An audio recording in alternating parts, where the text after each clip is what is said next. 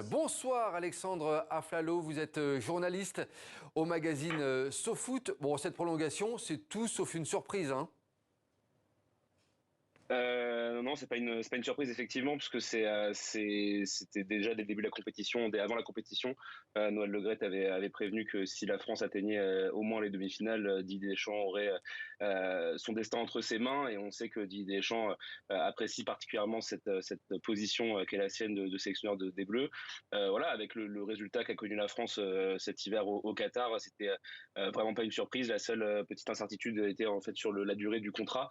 2024 ou 2026, et Didier Deschamps préférait 2026. Il a eu visiblement gain de cause. Alexandre Aflalo, quels sont les chantiers qui attendent Didier Deschamps pour les mois et les années à venir? C'est les mêmes chantiers qui gèrent depuis 10 ans.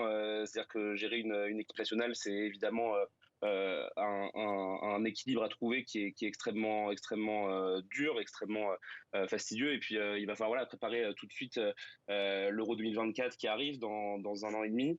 Il va falloir préparer évidemment la Coupe du Monde dans 4 ans, et à chaque fois c'est construire un groupe, c'est faire le meilleur avec cette génération de jeunes footballeurs qu'il a, et réussir à trouver cette alchimie parfaite pour amener cette équipe jusqu'à la victoire.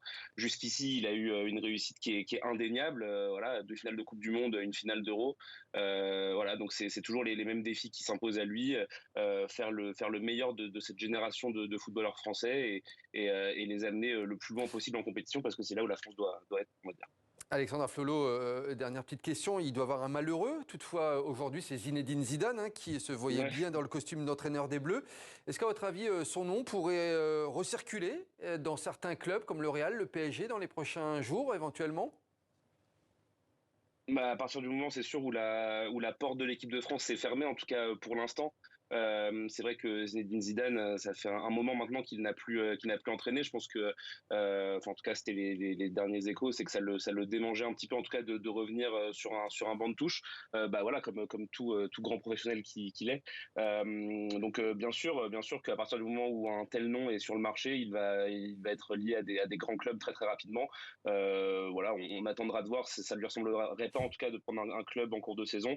Donc on attendra peut-être l'été prochain. Et puis de toute façon, la porte de l'équipe de France ne sera jamais fermée pour Zinedine Zidane. Et lorsque Didier Deschamps s'en ira, ce sera sans doute lui le candidat naturel pour le remplacer. Voilà, et on suivra ça, hein, bien entendu, le feuilleton Zizou peut-être pour les prochaines semaines à suivre, Sûr. effectivement. Merci beaucoup, Alexandre Aflalo, d'avoir été avec nous dans le 64 minutes.